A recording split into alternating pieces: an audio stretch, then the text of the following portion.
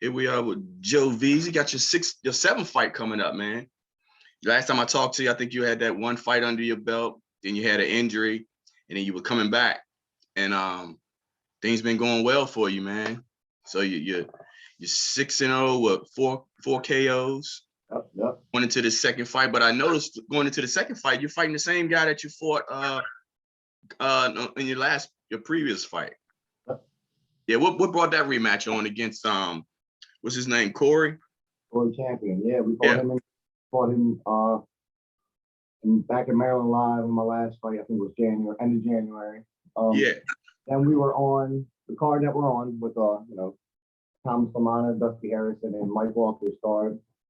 Beltweight battle round 2, which is this Saturday. We were already scheduled to fight. We were looking for opponents. They bounced one or two towards us. Whatever. We were looking for opponents, and then Cornflake hit me up one day and said, "Hey, Corey Champion's begging to fight you again. He won't leave us alone. Won't stop hitting us up."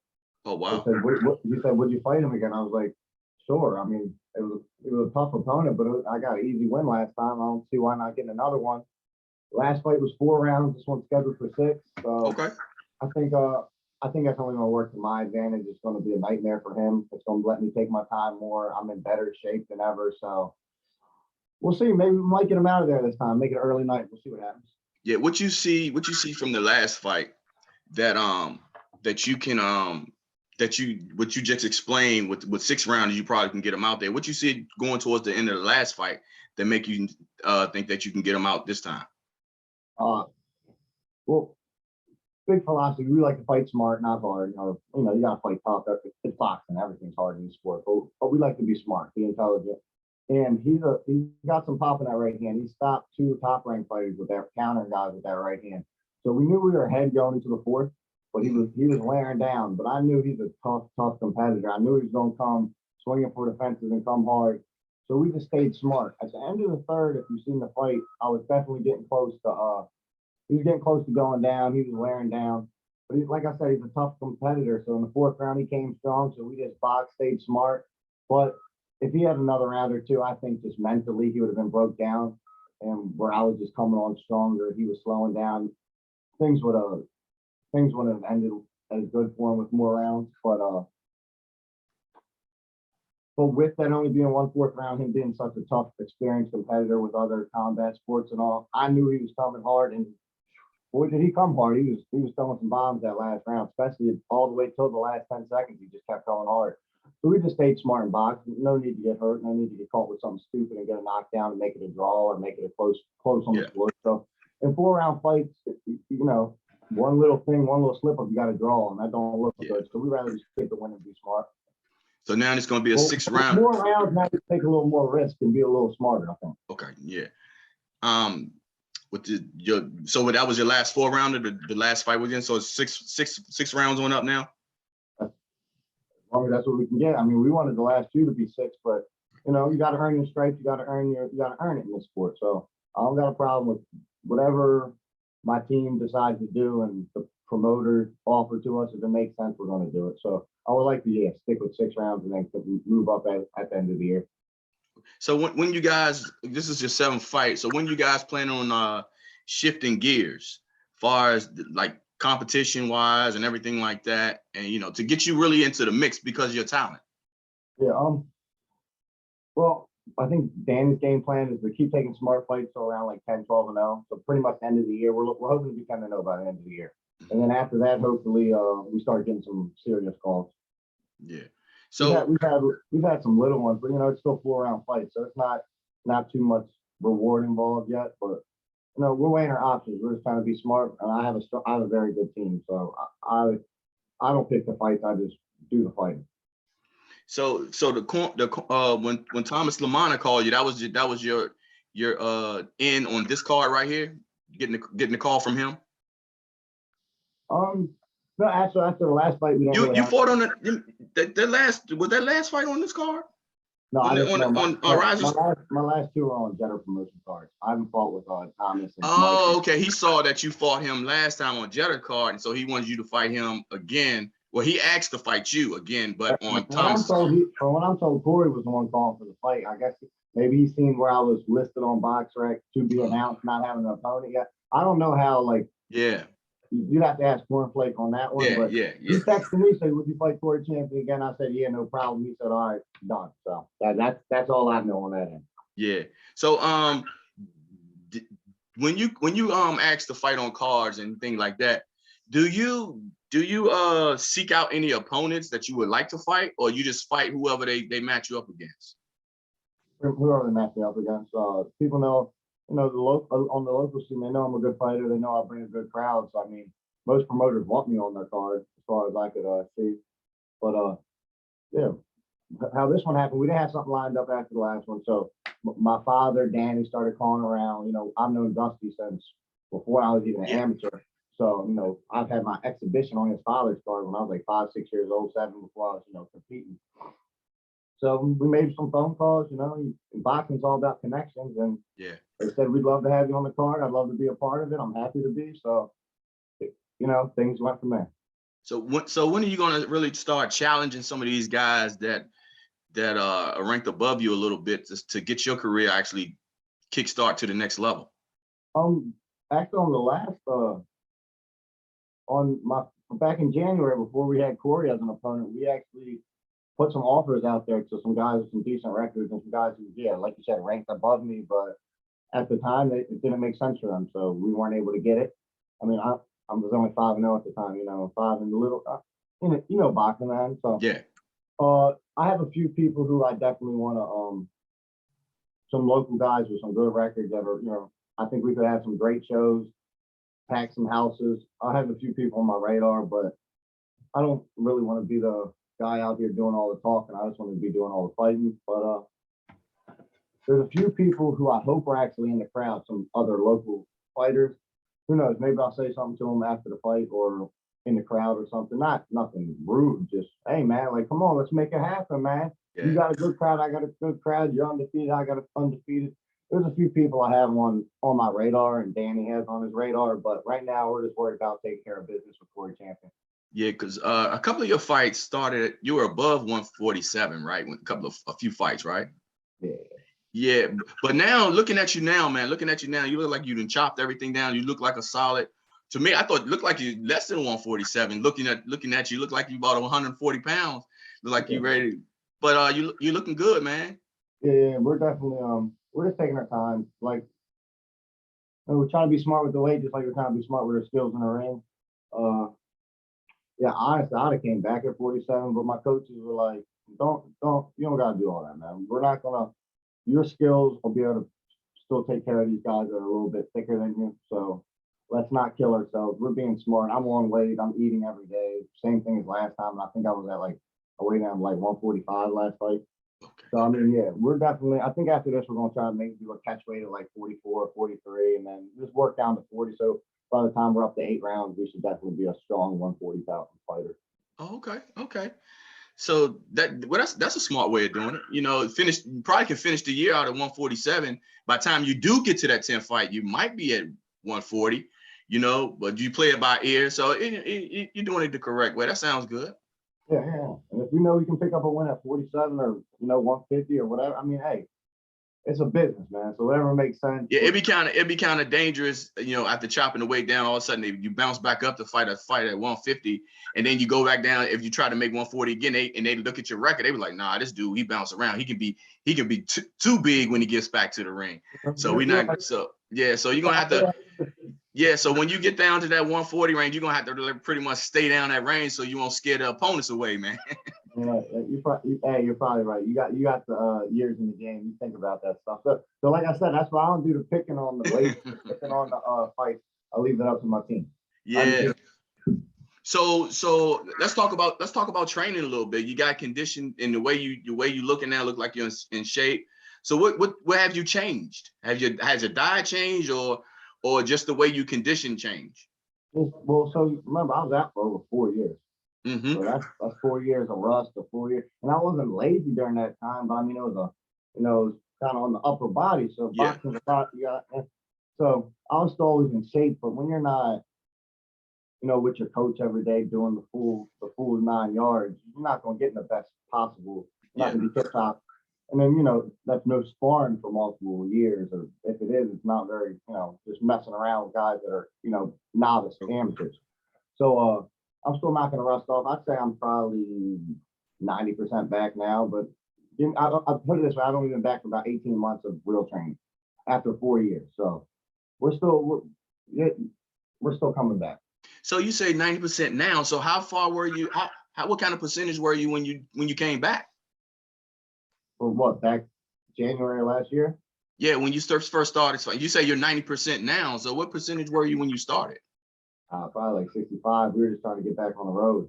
Oh, okay. I mean, look, I weighed in at like 155. I mean, that's not my weight, but that was because that's just what the contract was. I could have, like I said, I could have been back down here then. Yeah. But yeah, we're just trying to do everything smart. But we had, after 4 years, man, this is my love. I mean, I was having mental health issues due to not being in the ring, because this is all I ever know. So it was just driving me. It was affecting my life inside of boxing. It was affecting my life in all ways. So I just had to get in the ring. So once we were physically injury proof or not going to get hurt in the ring, we started working back, and then, you know, we're on the right path. I'm feeling more and more just like when I made my debut and when I was winning nationals and all back when I was 16, 17. I was starting to get back to that, but I still got a little bit more work to do before I'm 100%. Yeah. You touch bases on the mental health part. You know, that's a big issue nowadays, you know, in society. Yes, but especially with athletes, you know, when their careers go up and down, things like that. How did that affect you when you were off? You said you had, you know, you was going through some mental health issues. I felt lost and stuck just in life in general. Because basically, you know, my whole life, you know, from 4 years old, I wanted to be an amateur fighter. Then I wanted to win Fighter of the Night. Then I wanted to win a national tournament. Then once you've done all that, then I wanted to sell out Michael's 8th Avenue, which I had fought at 20, 30 times. Mike Pascal, Jesse Nicholas, they had all done that. Nick Kistner, all the dudes who I came up with when I was literally in diapers. Like, some of them guys literally babysat me when I was a kid. So I wanted to be like them. That's kind of a big reason why I got into boxing at a young age. And then when I was 17, 18, turned professional. Like that, oh my goodness. I turned professional, and then I had the big layoff, and it was just like everything was so beautiful for years, and then it just went. Yep. And there was no end. It was a long recovery, but I would like to thank all the medical team that did help get me back physically, but especially my sponsor, Jonathan Gilbert. It's called the Gilbert Clinic. He's an acupuncturist. If it wasn't for him, I would not be back, because even after the physical therapy, the surgery and all, we were still having trouble. But with the help of that man, that's what got me back in the ring. So he's the biggest part of my medical return, Mr. John. He's like a family friend now. I speak to him every day. He comes to all my fights. So yeah, it took some time, but once I got in the ring, like I said, we came back at 65%, because that was a big reason. I had to I needed to get my life back in order. And now that it is back in order, couldn't be more happy. So it was more of a physical impact on you that kept you out of the ring. Of course, you had the injury, but it was more the physical impact that caused the mental stress of you not being able to fight. Yeah, the reason I wasn't in the ring was due to physical injuries. Mm-hmm. And then from not being in the ring, not doing what I love, that was causing the mental stress, anxiety, everything that comes with mental health, depression. How did that change you from the joy you used to be to the one that was going through the mental part? What was the difference between the two? I think it's made me a lot more patient and a lot definitely stronger, just more mature, as in, don't compare yourself to what you were thinking yesterday. Don't care what everyone else is doing. Just try to compare yourself to yesterday and just be better than who you were yesterday. It's really helping me kind of not always look at the big picture, but just look at the little steps along the way. Yeah. And not to just get caught up in all what everyone else is doing, what everyone's saying you should be doing. Because boy, in this sport, you got a lot of that. But more and more so as it's coming. But it just gave me more confidence and belief in myself. And then, of course, just anytime you are able to overcome a hurdle in life of any sort, mental health or whatever, it's only going to make you stronger if you keep persevering. So it's only made me stronger as a man. Yeah. So let's promote Bazooka Joe. You know, Let's you do it. talked about how you used to, when you were an amateur, you used to sell out Michaels and everything like that. Far as tickets and things like that, how on an average, how many tickets you normally will sell to a fight? When you're on a fight card, when you're fighting?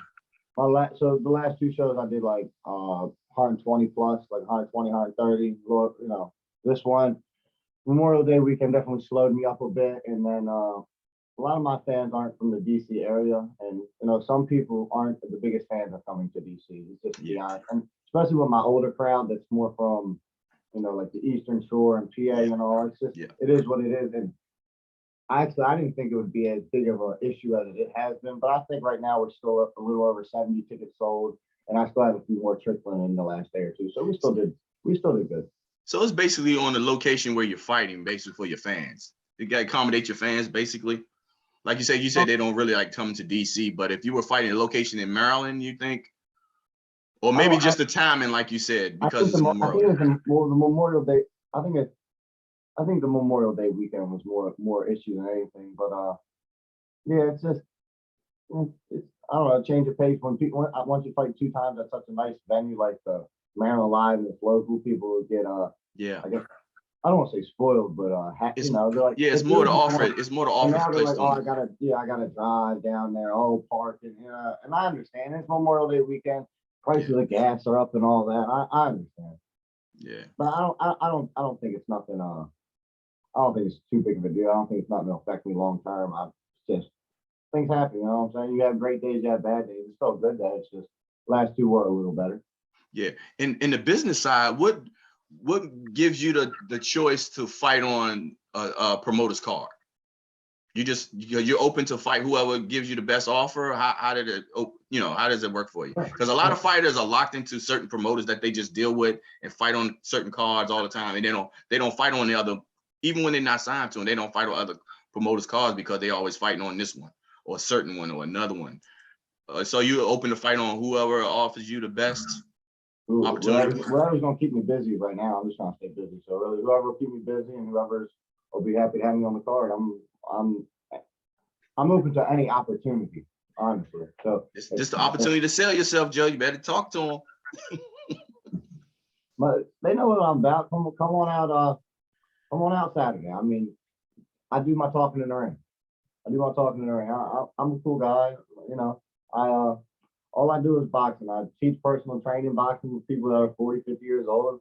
I grew up in the boxing gym. I grew up wanting to become the next Floyd or the next Ray Leonard or Durant, whoever big star. I want to be what Ali said. He said I could go into any house. He was in a I don't know, it's a story.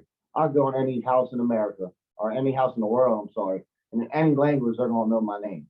That's what I'm striving for. I want my name to be known in every language. They call it the household name. There you go. Sure. Yeah, worldwide, not nationwide. Exactly. I don't want to be the biggest fighter in Maryland. I want to be the biggest fighter in the U.S. I want to be one of the biggest in the world. Yep, you want to be world renowned. Yep. So tell me this. Okay, you say you want to have 10 fights hopefully 10 fights by the end of the year. Do you plan on fighting or signing with a promoter? Eventually, maybe. Yeah, for sure. If it makes sense. I let Danny, who's my coach and does a little, he knows the game of boxing better than anyone locally. So I let him give me his input.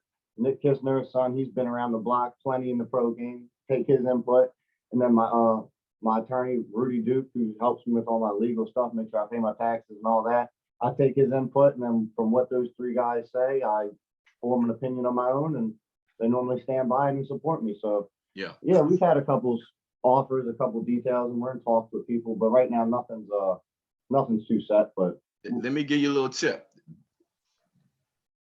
Ticket sales, like putting butts in the seats, and your talent with knockouts, you can be an independent fighter for a long time if you do it right.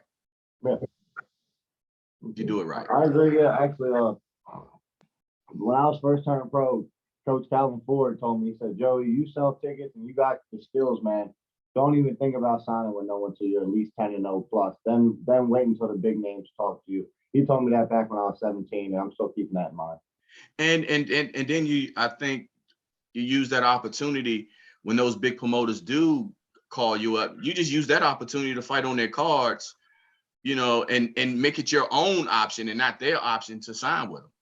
Yeah, that's and because if, say for instance, you get on their car and you keep performing, hey, you let them keep paying you and you don't have to sign a deal, because long as you fill in seats, they're gonna call you back. They're not gonna get mad at you because you didn't sign with them. They're gonna say, well, he still fills seats. Like, we're gonna put it back on the card.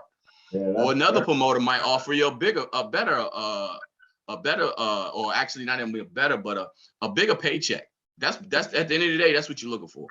Yes, sir. Yes, sir. And what you said, that's definitely something we haven't. That's kind of the mindset we have on that. Because trust me, the better you are, the talented you are, and if you got a lot of knockouts, and people buy tickets from you or want to see you fight, that means you're putting butts in the seats. Promoters going to offer you money to get on their, because they want those slots. They want their venue filled. They want the fighters on that card that can do that. And if you can be an independent fighter just by doing that alone, make the money that you can make doing that. That sounds like the way to go. Yeah, and until that championship time comes up, hey, if you can become a world champion being independent, that's even great. You know, that's even better. So, you know, so you guys, you know, keep your heads together and your feet to the pavement, man, and keep grinding and do everything that you need to do to make things right for your own career. And yeah, I'm glad that you bounced back, man, after being out for so long. You know, boxing had a lot of potential coming into the sport, and then you had that injury. You know, I'm glad to see you back into it and you performing well. Yeah, I'm very happy to be back. And like I said, this is literally put my life back on track. So I feel bad for whoever's steps in front of me right now. They got a big problem on their hands. And if they feel up to the challenge, man, give us a call. Give us a call. We want fights with anybody. If it's getting us paid, we want the fight. Trust me, we're not worried about nothing. But I got something. Y'all seen the speed, y'all seen the power. I got a little something different I'm gonna do this time. It's I guess it might be a little more on the powerful side, but it's gonna be a little more professional. Something people say, why doesn't he ever do a little bit of this? I just never had to or never decided to. I'm gonna do a little something fun. I think it might make the fight a little bit more entertaining to the crowd. So I'm telling you, come out. You're gonna see a new side of it. You're gonna see all the great things you've seen in Bazooka Joe, but you're gonna see even a little sugar on top of that. Okay. Okay. Do you still do your own personal training stuff too, as far as like business wise when you're not in the ring? What else other things that you do? Is it still personal training? Yeah, personal training, one-on-one, like one-on-one work. Most of my people just boxing enthusiasts or people that want to not go run on the treadmill all day. They need to add something to the regimen. You know, I got some people that are in good shape that just want to mix it up. Or I work with that. Whatever you want to do. If you need to learn something about the sport of boxing, if you just want to talk about boxing, I'm open. We can get you on the book. So yeah. Personal training. I do that over at Light and Quick Fit, Ernie Bugs Gym over at Mount Vernon. So if you're in the Baltimore area, you want boxing, hit me or Ernie up. We'll get you right. And sponsorship. You got what sponsors you have? I know you mentioned one. Oh yeah, so my acupuncturist is the Gilbert Clinic, which is he's actually currently he had store clinics at points. Right now it comes right to your house. So he's a mobile acupuncturist. And then for this fight, Serenity Sisters of Annapolis, the recovery home, they've been my longest sponsor. They've been with me since I was probably 12 or 13.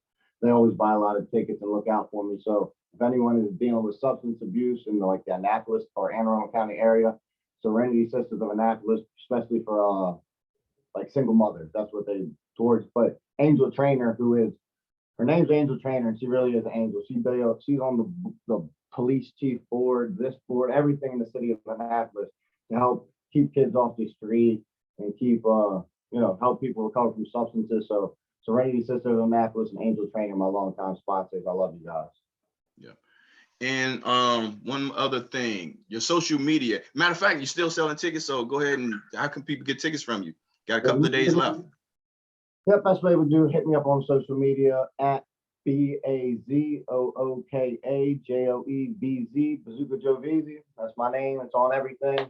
Hit me up. We got tickets We got $60 generals and $150 floor seats. So hit me up if you still need tickets. There's not many left in my hands, but I'm sure I can always grab a few more from the promoters. So if you need tickets, hit me up. It's going to be one hell of a show, not only by me, but by a bunch of other nice local DMV fighters. So if you've never been to a boxing event, this is definitely one that's going to make you want to come back. So if you're trying to get into the sport of boxing or trying to show someone the sport of boxing that's never been involved, bring them to the show. It's going to be one hell of a night.